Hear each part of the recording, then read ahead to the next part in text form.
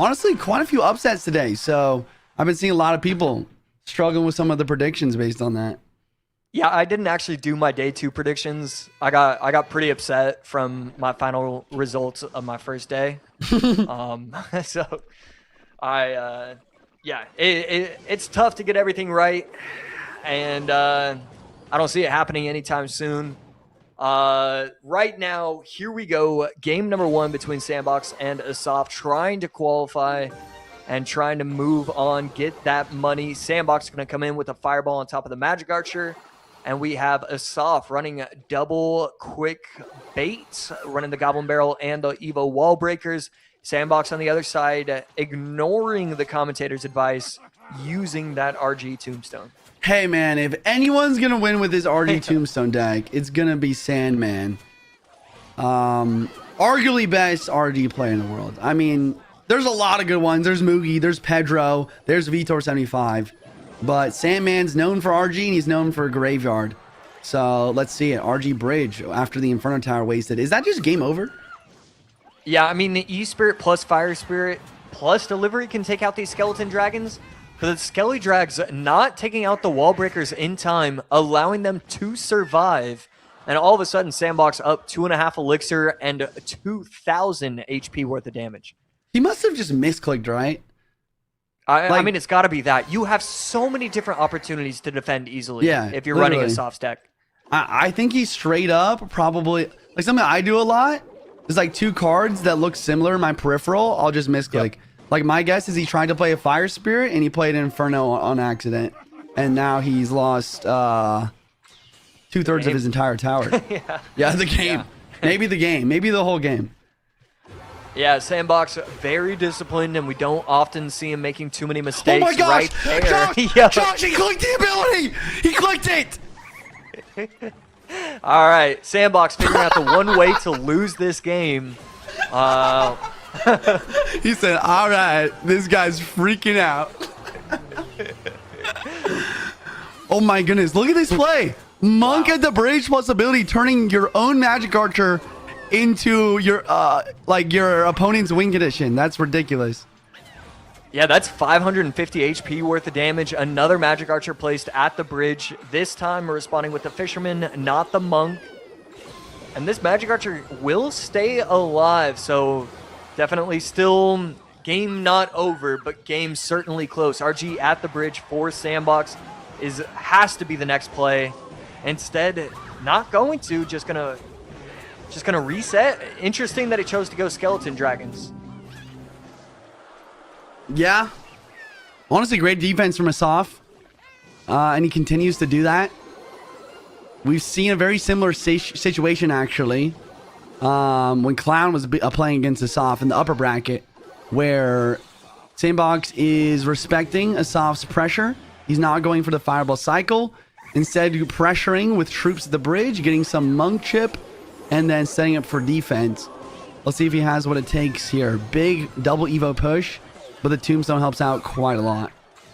Yeah, 243 HP left. Skelly Dragons over the left side to stop this Magic Archer. All SANDBOX needs is one more Monk to cross the bridge. Good timing. Good job of protecting himself for ASAF. But it just feels like SANDBOX is in that situation where you can't defend. It will be impossible. SANDBOX will win this game. And that's exactly what we see. SANDBOX, all this match comes down to. Definitely been sometimes where beatdown has taken the stage, but there's a reason why these cycle decks, these control decks, have always succeeded. And looks like Sandman's gone to it. ASAF instead with Mortar. But, I mean, we've seen this matchup before. We've seen how this is going to end up, especially if Sandman has the Gobstein for these Swarm cards. Indeed, SANDBOX could have a pretty big advantage, but still a lot in the air. SANDBOX could have been the one to use the Muhammad Light deck, use that Goblinstein, Quick Cycle, Royal Hogs, Lightning. Tesla still gives him that opportunity. And I'm just getting word, if SANDBOX wins, Clown wins the golden ticket. Oh my goodness, I didn't even think about that. If SANDBOX win this game, then the only players left are 3 golden ticket winners and Clown. So Clown is mega rooting for Sandy here. Wow. Yeah, I would be too. SANDBOX, perfect Royal Delivery, going to be able to take out the rest of the Minion Horde. And that's a really rough card for ASAF to see. The Minion Horde Evo, not one of the strongest, but definitely can get the right matchups. And right there with SANDBOX having the Royal Delivery, that could make it a little bit more difficult to see these minions get a lot of value. Evo Pigs at the bridge. You know you're cycling fast when you get your 2-cycle win condition Evo in cycle before double elixir. Yeah. Pretty great defense, though, from ASAF overall. And then Evo Archers on defense. So, not with the Gauss sign, but yes with the Royal Delivery. The other big question is, does SANDBOX have the Lightning? I would assume so. But if it is an Earthquake, like, this game is just done. Yeah, still waiting. Probably going to be Lightning, but definitely all sorts of variants running on the loose. SANDBOX still waiting to use that final card. And so ASAF running Mortar, Miner, Cannon, Cart. Wow. Lightning. Sorry. I was interrupting you with my noises. But pre-arrows onto the Skellies, and then the Mortar shoots the Skellies that are not there anyways, but then retargets for 1 hit. So that's a soft damage lead. Yeah, I think that's worth some noises. I'll allow it. Bro, I can't, bro. I can't. Mortar again on offense. Dark Prince in response. Mother Witch going to provide a decent chunk of value. So we might see a defensive Lightning. Instead, allows the Mother Witch to take care of this. And we've got a ton of troops on the left, ton of troops on the right. And Royal Delivery out of cycles. So now E-Spirit has to come down on top of this Minion Horde. And now this Minion Horde will get a little bit of extra value as well. Okay, Minions on tower, Goblins on tower. Decent defense from Sandman. But this is where ASAF shines. Like, all the odds stacked against him, he still is able to apply enough pressure to make a breakthrough.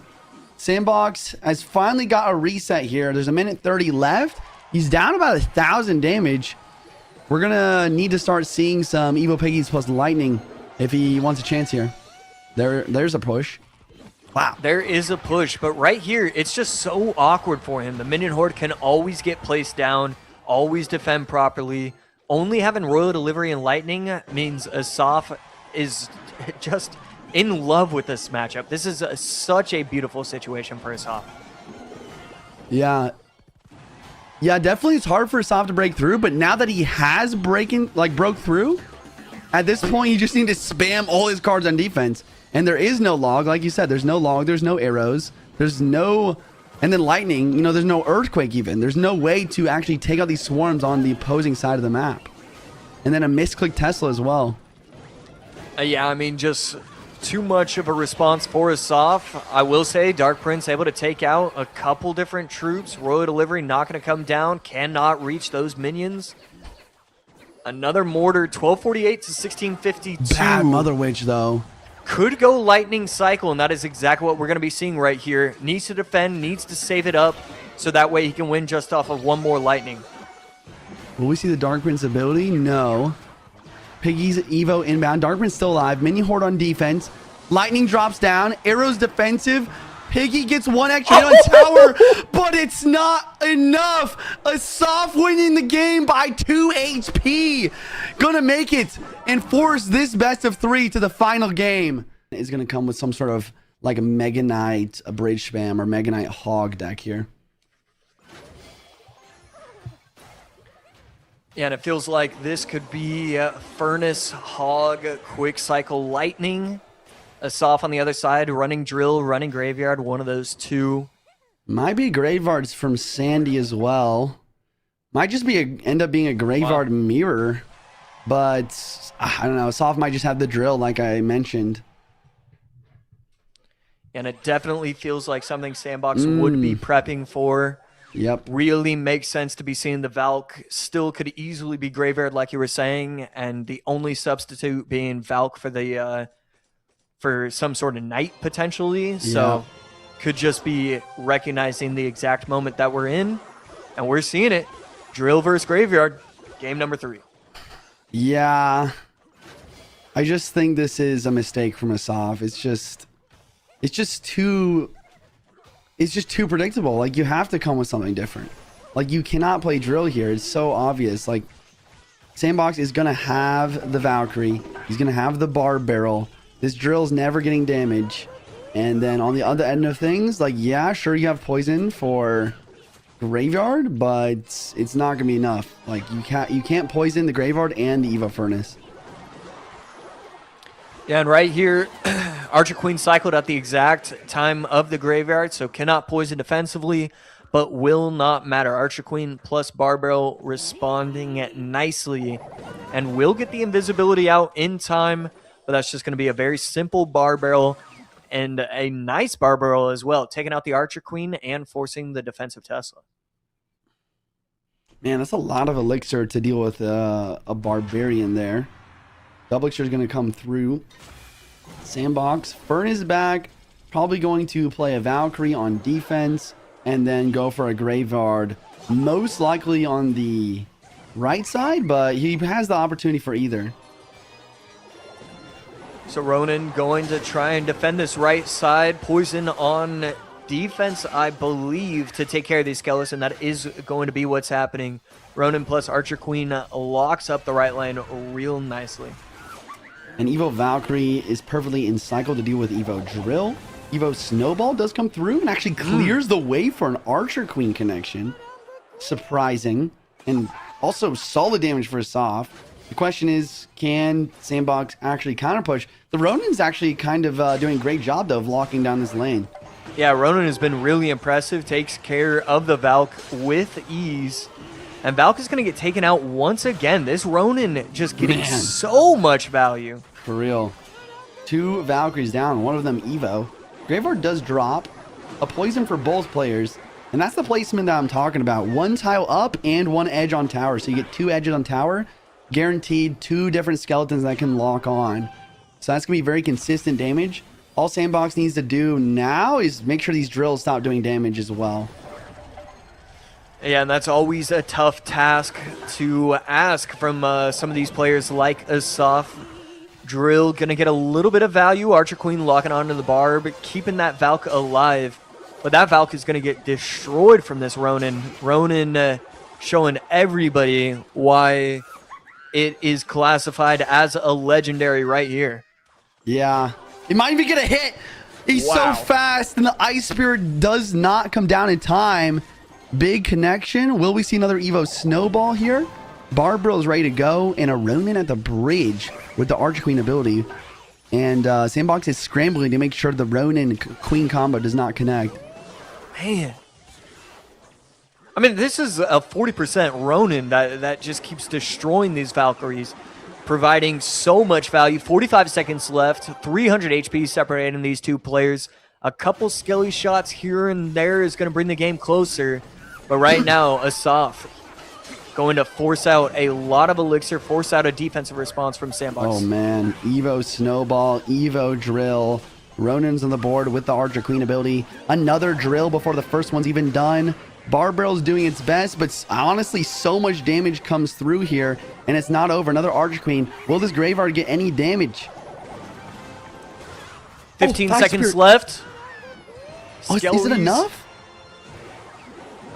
This is not going to be enough. Needs Skellies to lock on. Needs the double hit. Needs the third. Gets a couple Skelly shots. Not going to be enough. ASAF takes it. Keeps his dreams alive. Forces SANDBOX out of the bracket.